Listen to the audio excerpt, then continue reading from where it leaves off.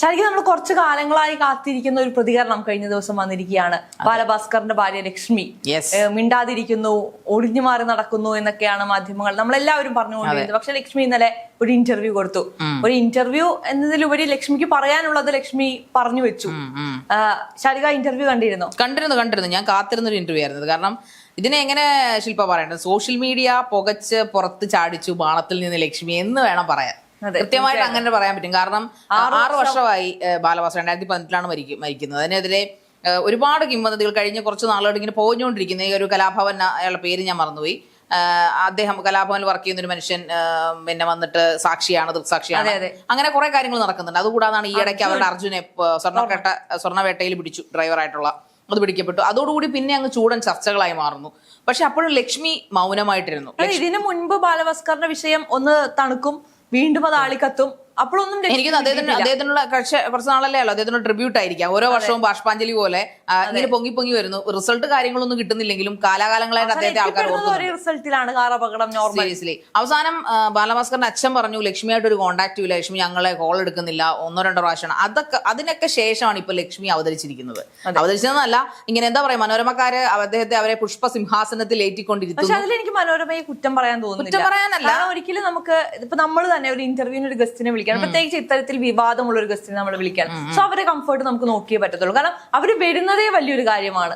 So നമുക്ക് വല്ലാണ്ട് offend ചെയ്യിക്കാൻ സാധിക്കില്ല. പിന്നെ അവരെ സംബന്ധിച്ച് അവര് ഫിസിക്കലി മെന്റലിയും ഓക്കെ അല്ലാത്തൊരു സ്ത്രീയാണ്. സ്വന്തം ഭർത്താവിനെയും കുഞ്ഞിനെയും നഷ്ടപ്പെട്ട ഒരു സ്ത്രീയാണ്. ബട്ട് ശില്പ, നമ്മൾ അങ്ങനെ പറയുമ്പോൾ 6 വർഷങ്ങൾ കഴിഞ്ഞിരിക്കുന്നു. അവരുടെ ഓർമ്മകൾ, അവർക്കുള്ള നഷ്ടമൊക്കെ നമുക്ക് മനസ്സിലാവും. ബട്ട് അതിനകത്ത് അവര് തന്നെ എടുത്തിരുന്ന ഒരു ക്വസ്റ്റ്യൻ ഉണ്ട് ആ ഇന്റർവ്യൂല്, മറ്റാരേക്കാളും നഷ്ടം എനിക്കുണ്ടായതാണ്. എൻ്റെ ഹസ്ബൻഡും എൻ്റേത് മാത്രമായ ഹസ്ബൻഡും എൻ്റെ മകളുമാണ് മരിച്ചു പോയത്. അപ്പൊ എനിക്കാണ്. പക്ഷേ ലക്ഷ്മിയുടെ ആ ഒരു പറച്ചിൽ നിന്ന് എനിക്ക് അങ്ങനെ ഒരു ഫീല് തോന്നിയില്ല. കാരണം വേറൊന്നും കൊണ്ടല്ല, ഇപ്പൊ ഈ മനോരമയുടെ കേസ് പറഞ്ഞില്ല, അത് ഇവരുടെ ഫാമിലി സുഹൃത്താണ് ഈ പറഞ്ഞ ഇന്റർവ്യൂ ജോയ് എന്ന് പറയുന്നത്. എന്തോ വാട്ടവർ. അതോടൊപ്പം തന്നെ അവരെ അതിലേക്ക് കൊണ്ടെത്തിച്ചൊരു മനുഷ്യൻ, അതായത് ഇതിന് അരങ്ങൊരുക്കി കൊടുത്ത മനുഷ്യനെ സത്യത്തിൽ ലക്ഷ്മിക്ക് ഇതിൽ നിന്ന് എന്താണ് കിട്ടിയത്?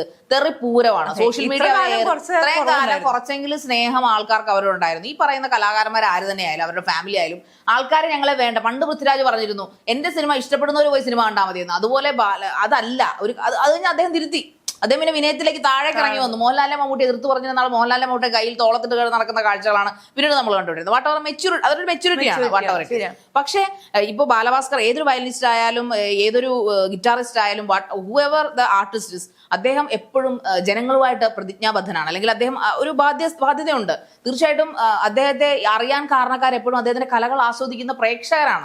പബ്ലിക് ഫിഗർ ആകുമ്പോൾ പബ്ലിക്കിനോട് ഒരു കമ്മിറ്റ്മെന്റ് എന്തായാലും. തീർച്ചയായിട്ടും ബാലഭാസ്കറിന്റെ മരണം എല്ലാവരെയും, അദ്ദേഹം ഒരു സിനിമാ നടനല്ല, അതൊരു വയലിനിസ്റ്റ് ആണ്. എന്നിട്ട് പോലും അതൊരു എക്സ്ട്രീം ആയിട്ടുള്ള അല്ലെങ്കിൽ ഒരു പ്രതിഭയായിരുന്നു അദ്ദേഹം. അദ്ദേഹത്തിനാണ് ഓൾ ഓഫ് എ സഡൻ ഒരു മരണം ഒന്നുമില്ലാതെ, 2 കൈയും കൊട്ടാ സൗണ്ട് ഒന്നുമില്ലാതെ ഒരു മരണം ചുമ്മാ ദുരൂഹമാണെന്ന് പറഞ്ഞു. ഞാൻ ചോദിക്കട്ടെ, മോനിഷ മരിച്ചിട്ട് 10-33 വർഷങ്ങൾ കഴിഞ്ഞിരിക്കുന്നു. ആർക്കും ദുരൂഹത തോന്നിയില്ല, ആരും പറഞ്ഞിട്ടില്ല. അവർ കാർ ആക്സിഡന്റിൽ എക്സ്റേ എന്റെ നാട്ടിൽ വെച്ചാണ് മരിച്ചത്. ആ എക്സ്റേ പോലെ കാണുമ്പോൾ ഇടയ്ക്കിടയ്ക്ക് ഞാൻ അവർ ഓർക്കാറുണ്ട്. അവർ എനിക്ക് ഭയങ്കര ഇഷ്ടമുള്ള ഒരു നടിയായിരുന്നു. ഈ ഇടയ്ക്കാണ് അവരുടെ എനിക്ക് തോന്നുന്നു ഈ 10-30 വർഷം തികഞ്ഞെന്നും പറഞ്ഞ മനോജ് KJന്റെ ഒക്കെ ഒരു പോസ്റ്റ് ഉണ്ടായിരുന്നു. എനിവേ, അപ്പൊ എന്തുകൊണ്ട് ആ ആക്സിഡന്റിൽ ദുരൂഹതകൾ വന്നില്ല? ബാലഭാസ്കറിന്റെ മാത്രം. അതുപോലെ ബാലഭാസ്കറിനെ പോലെ ഇങ്ങനെ ദുരൂഹ മരണങ്ങൾ വരണമെങ്കിൽ എന്തെങ്കിലും ഒന്നും ഇല്ലാതെ, തീയില്ലാതെ പോകില്ല ഉണ്ടാവത്തില്ലല്ലോ. അപ്പൊ അതുകൊണ്ട് അദ്ദേഹത്തിന്റെ മരണം കഴിഞ്ഞ 6 വർഷം ഇത്രയും ഒരു കരിയറിന്റെ ടോപ്പിൽ നിൽക്കുന്ന സമയത്താണ് അദ്ദേഹത്തിന്റെ മരണം സംഭവിക്കുന്നത്. അതിനകത്ത് പറഞ്ഞു വെക്കുന്ന ഈ CBIയോടായാലും പോലീസിനോടായാലും ലക്ഷ്മി കൊടുത്ത മൊഴി, ഇതേ മൊഴികൾ തന്നെയാണ് ലക്ഷ്മി ആ അന്വേഷണ ഉദ്യോഗസ്ഥർക്ക് കൊടുത്തത്. അതുകൊണ്ട് തന്നെയാണ് അവർക്ക് മുന്നോട്ട് പോകാൻ പറ്റാത്തത്. ലക്ഷ്മിക്ക് എന്തൊക്കെയോ പറയണമെന്ന് ആഗ്രഹമുണ്ട്. ലക്ഷ്മിയുടെ കണ്ണുകൾ ഒരു ഭയം നമ്മൾ ഫീൽ ചെയ്തു. അപ്പൊ ഞാൻ ആദ്യം ചിന്തിച്ചത് ഒരു ട്രോമയുടെ ഭാഗമായിരിക്കും. പക്ഷെ അല്ല, ലക്ഷ്മിക്ക് എന്തൊക്കെയോ മറക്കണമെന്ന് ആയിട്ടുള്ള ഇൻഫർമേഷൻ ആണ് ആൾക്കാർ. ഓഫ് കോഴ്സ് വന്നിരിക്കുന്ന ചാനൽ പോലും, മറിച്ച് റിപ്പോർട്ടറിലോ അല്ലെങ്കിൽ ഏതെങ്കിലും സോഷ്യൽ മീഡിയ ചാനൽ അവർ വന്നിട്ട് സംസാരിക്കരുത്. അവർ പറയുന്ന അപ്പോഴവിടെ സോഷ്യൽ മീഡിയ അവർ അധിക്ഷേപിക്കുന്നുണ്ട്. അവർ പറയുന്നത് സോഷ്യൽ മീഡിയ കവലയിൽ വന്ന് പ്രസംഗിക്കേണ്ട കാര്യം എനിക്കില്ല എന്നാണ് പറയുന്നത്. സോഷ്യൽ മീഡിയ ആണ് ഇപ്പോൾ ഇത് പുറത്തോട്ട് കൊണ്ടുവരാൻ ഇത്രയധികം ത്വര കാണിക്കുന്നത്. സോഷ്യൽ മീഡിയ ഭയങ്കര പുച്ഛമാണ് ചിലപ്പോൾ. എന്നാൽ സോഷ്യൽ മീഡിയ ഒരു കാര്യത്തിന് പുറത്തു കൊണ്ടുപോകണമെങ്കിൽ സോഷ്യൽ മീഡിയ തന്നെ വേണം. അതിപ്പോ വയനാട് ചൂരന്മാരെ ആയാലും, അർജുനെ ആയാലും, ഈ പറയുന്ന നമ്മുടെ ബാലഭാസ്കറിനെ ആയാലും, ആരെ ആയാലും പുറത്തു കൊണ്ടുവരുന്നത് സാറ്റലൈറ്റ് ചാനൽ ഇതൊന്നും അല്ല പണി. സാറ്റലൈറ്റ് ചാനൽ ഡിജിറ്റൽ വിങ് ആണ് ഇതെല്ലാം ചെയ്യുന്നത്. മനസ്സിലായോ? അപ്പൊ അങ്ങനെ വന്നിട്ട് കൂടുതൽ ആളുകളിലേക്ക് എത്തുന്ന ഇത്തരത്തിലുള്ള സോഷ്യൽ മീഡിയയും അല്ലെങ്കിൽ തീർച്ചയായിട്ടും ഞാൻ ചോദിക്കട്ടെ, ആരാണ് ടിവിയുടെ മുമ്പ്? ആർക്ക് സമയമില്ല. ഇപ്പൊ ട്രെയിനിലിരുന്നോ, ബസ്സിലിരുന്നോ, കാറിലിരുന്നോ, വഴിയിലിരുന്നോ, ബസ് സ്റ്റോപ്പിലിരുന്നോ ഒക്കെ ആൾക്കാർ ഡിജിറ്റൽ മീഡിയ നോക്കുന്നത് ഡിജിറ്റൽ പ്ലാറ്റ്ഫോമിലൂടെയാണ്. അപ്പൊ എങ്ങനെയാണ് ലക്ഷ്മിയുടെ മനോരമയിൽ നേരത്തെ തന്നെ വാർത്തകൾ രാവിലെ തൊട്ടുണ്ട് 6:30 മനോരമയിൽ 6:30 മനോരമ ന്യൂസിൽ 6:30 ലക്ഷ്മിയായിട്ടുള്ള ഇന്റർവ്യൂ ഉണ്ട്. അപ്പൊ ഞാനതൊരു 1 മണിക്കൂർ കഴിഞ്ഞിട്ട് പിന്നെ കാണുന്നത്, ലൈവ് ഞാൻ കണ്ടില്ല, 1 മണിക്കൂർ കഴിഞ്ഞതിന് ശേഷം കാണാം. ഞാൻ 1 മണിക്കൂറും അതിരുന്ന് കുത്തിയിരുന്ന് കണ്ടു, ഓരോ പോയിന്റ് ബൈ പോയിന്റും ഞാനിത് കേട്ടു. കാരണം വേറെ ഒന്നും കൊണ്ടല്ല, അതിനകത്ത് അവർ പറയുന്നുണ്ട് വളരെ സട്ടിലായിട്ടാണ് ആ ഇന്റർവ്യൂ പറഞ്ഞാൽ ഞാൻ സമ്മതിച്ചിരിക്കുന്നു. കാരണം അദ്ദേഹം വളരെ ബഹുമാനത്തോടെ ഹാൻഡിൽ ചെയ്തു, വളരെ സോഫ്റ്റ് ആയിട്ട് ഹാൻഡിൽ ചെയ്തു. പല കാര്യങ്ങളും ചോദിക്കുമ്പോൾ അദ്ദേഹം വളരെ പെർമിഷൻ എടുത്തുകൊണ്ട് ചോദിക്കുന്നു. As an interview he's good എന്ന് തന്നെ. അതുകൊണ്ടാവണം ഒരുപക്ഷെ ലക്ഷ്മി അതിന് സമ്മതിച്ചിട്ടുണ്ടാവും. പക്ഷെ ചിലപ്പോൾ ഇത് കേൾക്കുന്ന ആൾക്കാർക്ക് തോന്നും, എന്താ നിങ്ങൾ പറയുന്നത്, എന്നെ കുറിച്ച് പണ്ടേ ഒരു അപവാദം ഉള്ളതാണ്, താൻ പറയുന്നതിന്റെ ആൻസർ, നീ ഉദ്ദേശിക്കുന്ന ആൻസർ ഗസ്റ്റിൽ നിന്ന് നിനക്ക് കിട്ടണമെന്ന്. അങ്ങനെയല്ല. ഈ ബാലഭാസ്കറിന്റെ ഈ സാക്ഷിയെ ഞാൻ ഇന്റർവ്യൂ ചെയ്തതാണ് വേറൊരു ചാനലിന് വേണ്ടിയിട്ട്, കലാഭവൻ ഷാജോൺ അല്ല, കലാഭവൻ, അതിന്റെ പേര് ഞാൻ മറക്കുന്നല്ലോ. അദ്ദേഹമായിട്ട് ഞാൻ പേഴ്സണലി സംസാരിച്ചതാണ്. അദ്ദേഹത്തിന് ഒരുപാട് കാര്യങ്ങൾ, അദ്ദേഹം ആ ആക്സിഡന്റ് നടക്കുന്നതിന് മീറ്റർ മാറി പെട്രോൾ പമ്പിന്റെ വാതിൽ കിടന്നൊരു മനുഷ്യനാണ്. അദ്ദേഹം വ്യക്തമായി പറഞ്ഞതാണ്, ബാലഭാസ്കറിന്റെ കാറിനെ ചേസ് ചെയ്യുന്നുണ്ടായിരുന്നു, ചേസിങ് കണ്ട് ഞാൻ പുറകെ പോയി, കുറച്ച് കഴിഞ്ഞപ്പോഴാണ് അദ്ദേഹത്തിന്റെ വണ്ടി അവിടെ ഇടിച്ചു കിടക്കുന്നത്. പക്ഷെ ലക്ഷ്മി എന്താണ് പറയുന്നത്? ലക്ഷ്മി അർജുനനായിരിക്കുകയാണ്, അർജുൻ അവരുടെ ഫാമിലി ഫ്രണ്ടാണെന്ന് പറയുന്നത്. ലക്ഷ്മിയുടെ ഒരു പോയിന്റാണ് എനിക്ക് വളരെയധികം മനസ്സിലാവാതെ പോയത്. കാരണം ലക്ഷ്മി പറയുന്നുണ്ട് അർജുനാണ് വണ്ടി ഓടിച്ചത്, ലക്ഷ്മിയാണ് വണ്ടിയുടെ ഫ്രണ്ടിൽ. അതൊരു വലിയ ഞെട്ടിക്കുന്ന വാർത്തയായിരുന്നു. അതെ, കുട്ടിയെ എടുത്തുകൊണ്ട് ലക്ഷ്മിയാണ് മുന്നിൽ ഇരുന്നിരുന്നതെന്ന് പറയുന്നു. ഈ അർജുൻ അത് കഴിഞ്ഞിട്ട് ഹോസ്പിറ്റലിൽ ഇരിക്കുന്ന സമയത്ത് അർജുൻ മൊഴി മാറ്റി, അതും ലക്ഷ്മി സമ്മതിക്കുന്നു. പക്ഷെ ഈ മൊഴി മാറ്റിയിട്ട് പോലും എന്തുകൊണ്ട് ലക്ഷ്മി ഒഫൻഡഡ് ആവുന്നില്ല അർജുന്റെ മുന്നിൽ? അതാണ് സ്വന്തം. പക്ഷെ ഇവര് അത്രയും ഭയങ്കര സ്വാഭാവികമായിട്ടാണ് പറയുന്നത് അർജുനാണ് വണ്ടി ഓടിച്ചിരുന്നത്. അത് അർജുൻ ആദ്യം തുടക്കത്തിൽ തന്നെ എല്ലാവരോടും പറഞ്ഞിരുന്നു. പക്ഷെ പിന്നീട് അർജുൻ അതിന്റെ മൊഴി മാറ്റി. അത് അവർ കൃത്യമായി പറയുന്നുണ്ട്. പക്ഷെ അങ്ങനെ ഒരാളെ നമ്മൾ ഒഫൻഡഡ് ആവില്ലേ? സ്വന്തം നമ്മുടെ ഭർത്താവ് കുഞ്ഞും മരിച്ചാൽ നമ്മൾ ഒഫൻഡഡ് ആവും. തീർച്ചയായിട്ടും. അതോടൊപ്പം തന്നെ അവരുടെ ഏറ്റവും അടുത്ത്, അതായത് ഈ ലക്ഷ്മിയെ ബാലഭാസ്കറിനെ ഇൻട്രൊഡ്യൂസ് ചെയ്തിരുന്ന ബാലഭാസ്കറിന്റെ ബാല്യകാല സുഹൃത്തിന്റെ ഒരു റെക്കോർഡിംഗ്, ഞാൻ മറുനാടന്റെ ഒരു റെക്കോർഡിംഗ്, ഒരു ഫോൺ സംഭാഷണം ഞാൻ കേട്ടിരുന്നു. അത് ഞാൻ കേട്ടിരുന്നു. അപ്പൊ അദ്ദേഹം പറയുന്നത്, എന്താണ് അവർ നമ്മളെ ബന്ധം? ഞാൻ തന്നെ പുള്ളി ചുമ്മാ പറയുന്നതല്ല, അദ്ദേഹവും ഈ പറയുന്ന ബാലഭാസ്കറും ചെറുപ്പം തൊട്ടേ അറിയാവുന്ന ആൾക്കാരാണ്, കൊച്ചിലെ തൊട്ടേ. അതിനുശേഷമാണ് ഈ ലക്ഷ്മിയെ പോലും ബാലഭാസ്കറിന് ഇൻട്രൊഡ്യൂസ് ചെയ്ത് കൊടുത്തിരുന്ന ആൾ. അദ്ദേഹത്തോട് പോലും ലക്ഷ്മി ഒന്നും പ്രോപ്പറായിട്ട് പറയാൻ കൂട്ടാക്കിയിട്ടില്ല. അദ്ദേഹം പറഞ്ഞൊരു സ്റ്റേറ്റ്മെന്റ് ഉണ്ട്, മരിച്ചവർ മരിച്ചു, ഇനി ആക്രി സാധനങ്ങളൊക്കെ കൊണ്ടുപോയി കളയണമെന്ന് ലക്ഷ്മി പറഞ്ഞു. ലക്ഷ്മിക്ക് ഓർമ്മ വന്നതിന് ശേഷമാണ് ആ സ്റ്റേറ്റ്മെന്റ്.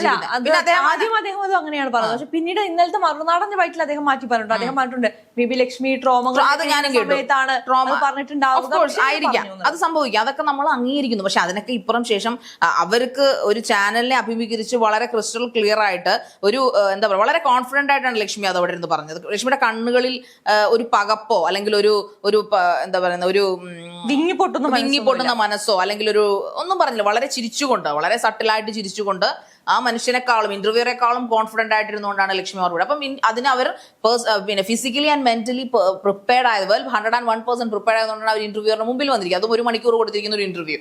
ആ കാര്യങ്ങൾ കൃത്യമായി ഓർത്തെടുക്കുന്നുണ്ട് ലക്ഷ്മി. അപ്പൊ അതിനകത്ത് പറയുന്നത്, ആ വാർത്തകളിലുടനീളം, പഴയ വാർത്തകൾ നമ്മൾ എടുത്ത് കാണുമ്പോൾ നമുക്ക് അറിയാം, 2018 ബാലഭാസ്കർ ഫ്രണ്ട് സീറ്റിൽ നിന്നാണ് ബാലഭാസ്കറിനെ കിട്ടിയെന്നാണ് പറയുന്നത്. ഫ്രണ്ട് സീറ്റിൽ മകളുമായിട്ട് ഉറങ്ങിയായിരുന്നു ബാലഭാസ്കർ എന്ന് അറിയാം. പെട്ടെന്ന് എങ്ങനെയാണ് ലക്ഷ്മിക്ക് ഞാനാണ് ഫ്രണ്ട് സീറ്റിൽ ഇരുന്നതും എന്റെ കൂടെ, അതെങ്ങനെയാണ്? നമ്മളെല്ലാവരും കുട്ടി പിഞ്ചുകുട്ടിയാണ് അല്ലെ, ഒരു 5ാം ക്ലാസ് വരെ 6ാം ക്ലാസ്സിൽ ആ കുട്ടി ഉറങ്ങുന്ന അമ്മയുടെ മടിയിലിരുന്ന് എങ്ങനെയാ ആ കുട്ടി രാത്രിയിൽ ഉറക്കും? സ്വാഭാവികമായിട്ട് അവളെ പിറകോട്ട് വിടില്ലേ? ഓവർ സ്പീഡ്, ഒരു മൊമെന്റിൽ ഉണർന്നു കഴിഞ്ഞപ്പോൾ ഓവർ സ്പീഡിൽ ഇരിക്കുന്നു. അർജുൻ ഒരു പകപ്പ് കണ്ടു. അർജുൻ ഒരു പക്ഷെ എന്തിനായിരിക്കും പകപ്പെന്ന് ലക്ഷ്മി ചോദിച്ചില്ലേ? പിന്നെ എന്താ വെച്ചാൽ ഈ ലക്ഷ്മിക്ക് മോഷൻ സിക്നസ് ഉണ്ടെന്ന് അവർ പറയുന്നുണ്ട്. അങ്ങനെ ഫ്രണ്ടിലിരുന്നോട്ടെ, തെറ്റില്ല. ഞാൻ പറയുന്നത് അവര് ബാക്കിലിരിക്കുമ്പോ ചാട്ടം കൂടുതലായതുകൊണ്ട്. അപ്പൊ അങ്ങനെ മോഷൻ സിക്നസ് ഉള്ള ഒരാളെന്ന് പറയുമ്പോൾ എന്തിനാണ് ഈ കുട്ടീനെ എടുത്തിരിക്കുന്നത്? നമുക്കത് എങ്ങനെ പറ്റും? സ്വാഭാവികം എനിക്കോ ശില്പയ്ക്കോ നമ്മൾ ലോങ് ട്രാവൽ പോകും, ഇങ്ങനെ പ്രശ്നം വന്നാൽ നമ്മൾ ഒരാളോട് സംസാരിക്കാൻ പോലും നമുക്ക് ഇറിറ്റേഷൻ ആയിരിക്കും. സംസാരിച്ചു കഴിഞ്ഞാൽ നമ്മള് ഛർദ്ദിക്കുമോ എന്ന് പേടിച്ചിട്ട് നമ്മൾ മിണ്ടില്ല. അപ്പൊ നമ്മുടെ പുറകിലിരിക്കുന്ന ആൾ, ഫ്രണ്ടിലിരിക്കുന്ന ആൾ, ഡ്രൈവറോ അല്ലെങ്കിൽ നമ്മുടെ പ്രിയപ്പെട്ടവരോ ചോദിക്കും എന്തെങ്കിലും പ്രശ്നമുണ്ടോ, വണ്ടി നിർത്തണോ?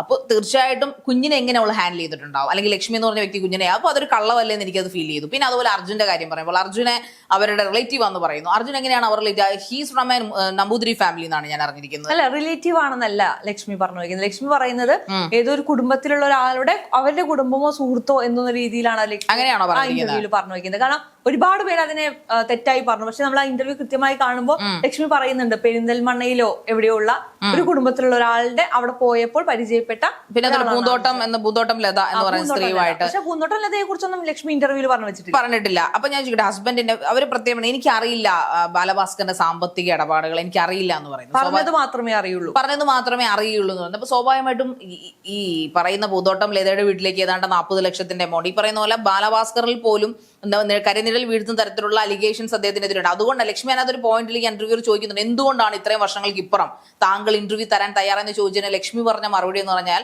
എന്നെ ആരോപിച്ചോട്ടെ, എന്നെ സോഷ്യൽ മീഡിയ കുറ്റം പറഞ്ഞോട്ടെ, പക്ഷേ ബാലഭാസ്കറിലേക്കും ആ കരിനിഴൽ വരാൻ തുടങ്ങിയെന്ന് തോന്നിയപ്പോഴാണ് ഞാൻ വാ തുറന്നതെന്നാണ് അവർ പറയുന്നത്. പക്ഷെ വാ തുറന്നുകൊണ്ട് എന്ത് മെച്ചമാണ് ലക്ഷ്മിക്ക് കിട്ടിയത്? ലക്ഷ്മി ഇപ്പോഴും ബാലഭാസ്കറിനെ ആരും അവിശ്വസിച്ചിട്ടില്ല. ബാലഭാസ്കറിന്റെ മരണത്തെ ദുരൂഹത തുടരുന്നു. ഈ പറയുന്ന സ്മഗ്ലേഴ്സ് വഴി പറയുന്ന തമ്പി അർജുൻ അവരെയൊക്കെ അറസ്റ്റ് ചെയ്യുകയുണ്ടായി. അപ്പൊ ഇങ്ങനെയുള്ള ആൾക്കാരോട് എങ്ങനെയാണ് ബാലഭാസ്കറിന് കണക്ഷൻ വന്നതെന്ന് ലക്ഷ്മി തോന്നിയിട്ടില്ല. അതോ ലക്ഷ്മി ഇവർ തമ്മിൽ ഭയങ്കര in love, I mean they are ഒരു എന്താ വീരപ്രണയഗാഥയിലൂടെ പ്രണയിച്ച് വിവാഹം കഴിച്ചവരാണ് അവര്. വർഷങ്ങളോളം അവരുടെ അച്ഛനും അമ്മയും ബാലഭാസ്കറിന്റെ അച്ഛനും അമ്മയും ലക്ഷ്മി അംഗീകരിച്ചിരുന്നില്ല.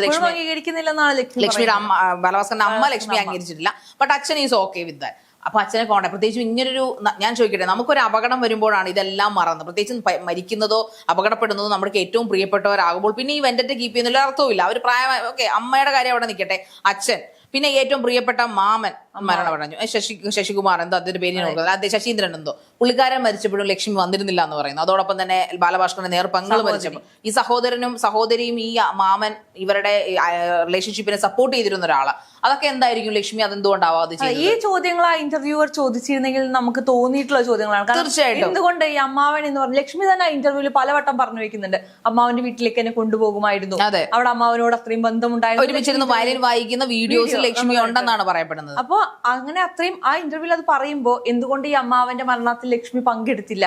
ആ ചോദ്യം അവിടെ പ്രസക്തമായിരുന്നു. പക്ഷെ അത് അദ്ദേഹം ശില്പിക്ക് തോന്നി ലക്ഷ്മി ആരോ ഭയപ്പെടുന്നതായിട്ട് ലക്ഷ്മിക്ക് എന്തോ പറയാനുണ്ട്. പക്ഷെ ലക്ഷ്മി അത് ഒരിക്കലും പറയില്ല, പറയാൻ പാടില്ല. അങ്ങനെയാണ് ബ്രെയിൻ വാഷ് ചെയ്തിട്ടാണ് ലക്ഷ്മിയെ എനിക്കൊന്ന് അവരുടെ മെമ്മറിയിലേക്ക് വന്നപ്പോൾ ഇത് തുടക്കം തൊട്ടേ ഇത് തന്നെയായിരിക്കും ചിലപ്പോൾ പറഞ്ഞു കൊടുത്തിട്ടുണ്ടാവുക, ഇങ്ങനെ പാടുള്ളൂ, ഇങ്ങനെ മാനിപ്പുലേറ്റ് ചെയ്യപ്പെടുന്നുണ്ടാവുക. അങ്ങനെ ചെയ്യാം. പക്ഷെ എനിക്കൊന്നും ചോദിക്കാനുള്ളൂ, ഇനി അവർക്ക് എന്താണ് നഷ്ടപ്പെടാൻ ലൈഫിൽ? നഷ്ടപ്പെടാനില്ല. എങ്കിൽ പിന്നെ അവർ ആരെയാണ് ഭയക്കുന്നത്? ബാലഭാസ്കറിന് നീതി കിട്ടണേ. ബാലഭാസ്കർ എന്തായാലും, ഞാൻ എസ് എ പേഴ്സണൽ പെർസ്പെക്ടീവിൽ നമ്മൾ ആരെയും വിധിക്കാൻ തയ്യാറല്ല. പക്ഷെ ഒരു അന്വേഷണം, വളരെ ഒരു കീനായിട്ടുള്ള അന്വേഷണം ഇതിന് വേണം. അദ്ദേഹത്തിന്റെ അച്ഛൻ ആവശ്യപ്പെട്ടത്, അദ്ദേഹത്തിന്റെ അച്ഛനാണ് പരാതി കൊടുത്തത്. CBIയിലെ ഫസ്റ്റ് ടീം ആദ്യം ക്വസ്റ്റ്യൻ ചെയ്യുന്നു, പിന്നീട് സെക്കൻഡ് ടീമാണ് ഇപ്പൊ അന്വേഷിച്ചുകൊണ്ടിരിക്കുന്നത്. ഇപ്പോഴും വേർഡിക്റ്റ് ഒന്നും വന്നിട്ടില്ല. ലക്ഷ്മി പറയുന്നത് പുറത്ത് അറിയുന്നില്ല എന്ന് പറഞ്ഞാൽ കൃത്യമായ മൊഴികൾ കൊടുക്കും. പക്ഷെ ആ മൊഴികൾ ഇത് തന്നെയാണ് അവർ അവിടെയും പറഞ്ഞിരിക്കുന്നത്. അതുകൊണ്ടാണ് അവർ കൺഫ്യൂസ്ഡ് ആയിട്ട് നിൽക്കുന്നത്. ലക്ഷ്മി ഇപ്പൊ പറയുന്ന ലക്ഷ്മിയാണ് ഫ്രണ്ട് സീറ്റിൽ ഇരിക്കുന്നത്. അത് തന്നെ അവര് കോടതി ഈ അന്വേഷണ സംഘത്തോട് പറഞ്ഞിട്ടുണ്ടാവും. ഇപ്പോഴാണ് അവർ മാധ്യമങ്ങളുടെ മുമ്പിൽ വന്ന് പറയുന്നത്. പക്ഷെ എന്നിരുന്നാലും ഈ ബാലഭാസ്കർ 11:30 വേറൊരു പോയിന്റ് അവിടെ വിരോധാഭാസം പറയുന്നത്, ഒരുപാട് വൈകിയല്ല ഞങ്ങൾ യാത്ര പുറപ്പെട്ടത്. അതെ, ഈ 11:30 എന്ന് പറയുന്നത് നമ്മുടെ നാട്ടിൽ വൈകിയ, അതും തിരുവനന്തപുരത്തേക്കാണ് അവർ അത് തൃശ്ശൂരിന്ന്. അതെ, അങ്ങനെയാണ്, കൊച്ചിന്നും അല്ല, തൃശ്ശൂരിന്ന്. ഒന്ന് ആലോചിക്കുക, എത്ര മണിക്കൂറുണ്ട്. റീസൺ എന്ന് പറയുന്നത് ബാലഭാസ്കറിന്റെ റൊട്ടീൻ, ജിമ്മ് പോലത്തെ റൊട്ടീൻ തെറ്റാതിരിക്കാൻ. ഞാൻ ഈ റൊട്ടീൻ എന്ന് ആദ്യമേ ഫസ്റ്റ് തുടക്കം ലക്ഷ്മി പറയുന്നുണ്ട്, ഹസ്ബൻഡിന്റെ റൊട്ടീൻ, അതായത് ബാലുവിന്റെ റൊട്ടീൻസ് തെറ്റിക്കുക. അപ്പൊ ഞാനത് ചിലപ്പോൾ അയാൾ മരുന്ന് കഴിക്കുന്നതാവാം, ചിലപ്പോൾ അദ്ദേഹത്തിന് അതിന്റെ പ്രോഗ്രാംസ് ആണ്. പക്ഷെ അതല്ല ജിമ്മ്, അതൊരു നിസ്സാര കാര്യമല്ലേ ജിമ്മ് എന്ന് പറയുന്നത്. ചില ആൾക്കാർക്ക് അത് ഭയങ്കര ഷെഡ്യൂൾഡ് ആയിട്ടുള്ള, അങ്ങനെ ഷെഡ്യൂൾഡ് ആയിട്ടുള്ള മനുഷ്യൻ അതിന് മുമ്പുള്ള യാത്രകൾ അങ്ങനെ ഷെഡ്യൂൾ ചെയ്ത് വെക്കണ്ടേ? ഞാൻ ചിന്തിക്കുന്നത് ഈ 11:30 ഇവിടെ അവിടുന്ന് പുറപ്പെടുന്നത് തിരുവനന്തപുരത്തേക്കാണ് പോകുന്നത്. അതെ, 11:30 തൃശ്ശൂരിൽ നിന്ന് പുറപ്പെട്ട് കഴിഞ്ഞാൽ തിരുവനന്തപുരത്തേക്ക് എത്താൻ ചുരുങ്ങിയത് ഒരു 5 മണിക്കൂറിൽ കൂടുതൽ എടുക്കില്ലേ? 5 അല്ല, അതിൽ കൂടുതൽ എടുക്കും. ഒരു 7 മണിക്കൂർ എടുക്കും. 7 മണിക്കൂർ അദ്ദേഹം രാവിലെ അവിടെ എത്തുള്ളൂ. അദ്ദേഹത്തിന്റെ ജിമ്മിനെ അത് അപ്പോഴും ബാധിക്കില്ലേ എന്നുള്ളതാണ്. അല്ലെങ്കിൽ ആ റൊട്ടീൻ 7 മണിക്ക് വളരെ എനിക്ക് തോന്നുന്നു ഞാൻ ചോദിക്കട്ടെ, ഇപ്പം ബാലുവിന്റെ ഡ്രൈവർ മാത്രമാണെങ്കിൽ ഫൈൻ. സാധാരണ സ്ത്രീകളും കുട്ടികളോടൊപ്പം ഒരുവിധം മിനിമൽ റേറ്റിലെ വണ്ടി എപ്പോഴും നമുക്ക് എല്ലാവർക്കും അറിയാലോ, എത്രയും സ്പീഡിലെ വണ്ടി എന്തോ BMW ആയിരുന്നു, BMW ഇന്നോവ, എനിക്ക് ഓർക്കുന്നില്ല ഏതാണ് അവരുടെ വണ്ടി. ഏതൊരു ഹൈബ്രിഡ് വണ്ടിയാണ് ഉപയോഗിച്ചിരുന്നത്. ബ്ലൂ കളറിലെ ഇന്നോവയാണോ BM ആണോ ഞാൻ ഓർക്കുന്നില്ല. എനിവേ എന്തായാലും അത് അത്യാവശ്യം സ്പീഡിൽ പോകുന്ന വണ്ടിയാണ്. കൊച്ചുകുട്ടികളോട് പോകുമ്പോൾ നമ്മൾ ശ്രദ്ധിക്കുന്ന ഒരു കാര്യം എന്ന് പറഞ്ഞാൽ, നമ്മൾ കൊച്ചുകുട്ടികളുടെ നമ്മൾ ഫ്രണ്ടിലെ ചില വണ്ടികൾ ബേബി ഓൺ ബോർഡ് എന്ന് പറയുന്നത് അത്രയും കെയർഫുൾ ആയിട്ട് കൊണ്ടുപോകുന്ന ആൾക്കാർ. എനിക്ക് സംബന്ധിച്ച് ബാലുവിനെ ഏറ്റവും പ്രിയപ്പെട്ട ആൾക്കാരാണ് കുഞ്ഞുവാവിയും അവരുടെ ഭാര്യ എന്ന് പറയുന്നത്. അപ്പോൾ ഇത്രയും കെയർലെസ് ആയിട്ട് ഓടിക്കുന്ന ഡ്രൈവർ അവർ ഇത്രയും ലോങ് കൊണ്ടുപോകും എന്നുള്ളൊരു സംശയം. പിന്നെ ഇയാളുടെ ബാക്ക്ഗ്രൗണ്ട്, ഇതിനു മുമ്പ് ഇയാൾ കേസുകളിൽ പെട്ടിട്ടുണ്ട്. ആ കേസുകളിൽ പെട്ടിട്ട് അയാൾക്ക് ഒരു ഉപജീവനം കൊടുക്കാൻ വേണ്ടിയിട്ടാണ് ഡ്രൈവറായിട്ട് നിർത്തിയെന്ന് പറയപ്പെടുന്നു. അങ്ങനെ ഒരാളെ സംബന്ധിച്ചിടത്തോളം ഇത്രയും ലോങ് ജേർണിക്ക് പോകുമ്പോൾ അയാളുടെ ബാക്ക്ഗ്രൗണ്ട് ഹിസ്റ്ററി എന്തുകൊണ്ട് ചെക്ക് ചെയ്തില്ല? അല്ല, അങ്ങനെയല്ല, അതിന് നമുക്ക് ഇപ്പോ ഒന്നും പറയാൻ സാധിക്കും. കാരണം ചില മനുഷ്യർ അങ്ങനെയാണ്, അന്ധമായ ആൾക്കാരെ വിശ്വസിക്കുന്ന. ശരി, ബാലുവിനെ വിശ്വസിച്ചിരിക്കട്ടെ. ഞാൻ ചോദിക്കുന്നത് ലക്ഷ്മിയുടെ പാർട്ടല്ല. ബാലു മരിച്ചുപോയി, ബാലുവിനെ ഒന്നും പറയാനില്ല. പക്ഷെ ലക്ഷ്മിയെ സംബന്ധിച്ചിടത്തോളം ലക്ഷ്മിയും അന്ധമായി വിശ്വസിക്കുന്ന ആളാണ്, എനിക്ക് അറിഞ്ഞൂടാ. അല്ല, ഒരു ലക്ഷ്മി ആദ്യം പറയുന്നുണ്ടല്ലോ അതില്, ലക്ഷ്മി ഇത് വേണോ എന്ന് ചോദിച്ചപ്പോൾ ബാലു അതിന് തിരുത്താനുള്ള ഒരു അവസരം കൊടുക്കാം എന്ന രീതിയിൽ സംസാരിച്ചത് കൊണ്ടാണ് അർജുനെ പെർമനന്റ് ആയിട്ട് അവർ ജോലിക്ക് എടുത്തിട്ടുമില്ല. 1-2 വട്ടം മാത്രമാണ് ബാലഭാസ്കറിന്റെ കൂടെ പോകുന്നത് എന്നാണ് പറഞ്ഞു വെക്കുന്നത്. എന്തായാലും ഇത് എത്രത്തോളം ദുരൂഹതകൾ നിറഞ്ഞു നിന്നോ അതിൽ കൂടുതൽ ദുരൂഹതകളാവുകയാണ് ഇപ്പൊ ഈ ലക്ഷ്മിയുടെ ഇന്റർവ്യൂ വന്നതോടെ എന്നാണ് എനിക്ക് തോന്നുന്നത്. അതിനിപ്പോ എങ്ങനെ അവസാനിക്കും എന്നുള്ളത് നമുക്ക് കാത്തിരുന്ന് കാണേണ്ടിയിരിക്കും. അതെ, കാരണം CBIക്ക് പ്രോപ്പർ ആയിട്ടുള്ള മറുപടി ഇതേ കൊടുത്ത മറുപടി തന്നെയാണ് CBIക്കും ലക്ഷ്മി കൊടുത്തിരിക്കുന്നത്. അപ്പൊ അതുകൊണ്ട് തന്നെ ജനങ്ങൾക്ക് കിട്ടേണ്ടതല്ല, ജനങ്ങൾക്ക് കിട്ടേണ്ടതെന്ന് പറഞ്ഞാൽ ലക്ഷ്മി തന്നെ പറയുന്നുണ്ട്, അച്ഛനും അമ്മയുമാണ് ഏറ്റവും വലുത്, അവർക്ക് പരാതി കൊടുക്കണമെങ്കിൽ കൊടുക്കാം, ഭാര്യയെ പോലെ തന്നെ വളരെ ഇമ്പോർട്ടന്റ് ആയിട്ടുള്ള ആൾക്കാരാണ്, അവർക്ക് അവരുടെ ഭാര്യയെക്കാളെന്ന് ലക്ഷ്മി അതൊക്കെ അവർ അതിനകത്ത് പറയുന്നുണ്ട്. അപ്പോൾ അദ്ദേഹം ഇപ്പോഴും പറയുന്നത് പണ്ട് നമ്മുടെ രാജൻ ഉരുട്ടിക്കല കേസിൽ കൊല്ലപ്പെട്ട രാജന്റെ ഒരു അവസ്ഥയാണ് എന്റെ മകന്റെ അവസ്ഥ. ഈശ്വര നായർ രാജന് വേണ്ടി വാദിച്ചതുപോലെയാണ്, പോരാടിയതുപോലെ ഇപ്പൊ പോരാടിക്കൊണ്ടിരിക്കുകയാണെന്നാണ് അദ്ദേഹം പറയുന്നത്. അദ്ദേഹത്തിന്റെ ഒരു കോലം നമുക്ക് കാണാം. ലക്ഷ്മി ഇപ്പൊ പുതിയൊരു ലൈഫിൽ ഭയങ്കര സ്മാർട്ടായിട്ടാണ് എനിക്ക് ഫീൽ ചെയ്തത്. അവരുടെ ഒരു അതൊക്കെ നല്ല കാര്യം തന്നെയാണ്. അവർ വീണു പോകാതെ, അവരിപ്പോഴും അവർക്ക് സർജറീസ് ഉണ്ടെന്ന് പറയപ്പെടുന്ന ഒരുപാട് ബ്രെയിൻ ഇഞ്ചുറിയാണ് അവർക്ക് ഉണ്ടായത്. അതൊക്കെ നിസ്സാരവൽക്കരിക്കുന്നില്ല. പക്ഷെ ഇപ്പോഴും ലക്ഷ്മി പറയേണ്ട കാര്യങ്ങളൊന്നും തന്നെ പറഞ്ഞിട്ടില്ല എന്നാണ് എനിക്ക് ആ മനോരമ. ഇതിന്റെ മേലൊരു പ്രതികരണത്തിന് വീണ്ടും ലക്ഷ്മി തയ്യാറാവില്ലെന്ന് ലക്ഷ്മി ഇന്റർവ്യൂവിൽ പറഞ്ഞു വെക്കുന്നുണ്ട്. ഇനി ഇതിന് മുകളിലുള്ള വാക്തർക്കങ്ങൾക്കോ അല്ലെങ്കിൽ വിവാദങ്ങളോ ഒന്നിനും തയ്യാറല്ല. ഒരു അഡമന്റ് ഒരു അഡമൻസി അത് ഫീൽ ചെയ്ത്, അതായത് ഇനി എന്നിൽ നിന്ന് ഞാൻ ഇനി ഷട്ട് ചെയ്യും, പഴയതുപോലെ ഷട്ടർ ഇപ്പൊ തുറന്നു കുറച്ചു നേരത്തേക്ക് അത് ഞാൻ പൂർണ്ണമായിട്ട് താഴിട്ട് പൂട്ടിയിരിക്കുകയാണ്, ഇനി ഒരിക്കലും തുറക്കപ്പെടില്ല. ഇപ്പൊ ദൃശ്യത്തിലൊക്കെ പറഞ്ഞു ഇത് എന്നോടുകൂടി അവസാനിക്കട്ടെ എന്ന ഒരു നിലപാടാണോ ലക്ഷ്മിക്ക് എന്നുള്ളത് നമുക്ക് ഒരു സംശയം തോന്നുന്നു. അത് കാണും. എങ്കിലും തീർച്ചയായിട്ടും ബാലുവിന്റെ ആത്മാവ് ഇത് കാണുന്നുണ്ടാവും. അദ്ദേഹത്തിന് നീതികേടാണ് സമൂഹം അല്ലെങ്കിൽ ഈ പറയുന്ന കറുത്ത കൈകൾ അദ്ദേഹത്തോട് ചെയ്തതെങ്കിൽ തീർച്ചയായിട്ടും അതിനൊരു മറുപടി തീർച്ചയായിട്ടും നമ്മുടെ കർമ്മ ചക്ര പോലെ തന്നെ കർമ്മ തിരിച്ചടിക്കും. തീർച്ചയായിട്ടും അതിന് അദ്ദേഹത്തിന്റെ അച്ഛനും അമ്മയ്ക്കും ഈ പറയുന്ന ഭാര്യയ്ക്കും ഒക്കെ ഉള്ളിലുള്ള എന്തെങ്കിലും ഭയം കൊണ്ടാണ് ലക്ഷ്മി ഇതെല്ലാം മറക്കുന്നതെങ്കിൽ തീർച്ചയായിട്ടും ഇതിന് സൂപ്പർ നാച്ചുറൽ ആയിട്ടുള്ള ആൾ തന്നെ അതിനൊരു മറുപടി കൊടുക്കട്ടെ എന്ന് നമുക്ക് വിശ്വസിക്കാം, പ്രാർത്ഥിക്കാം.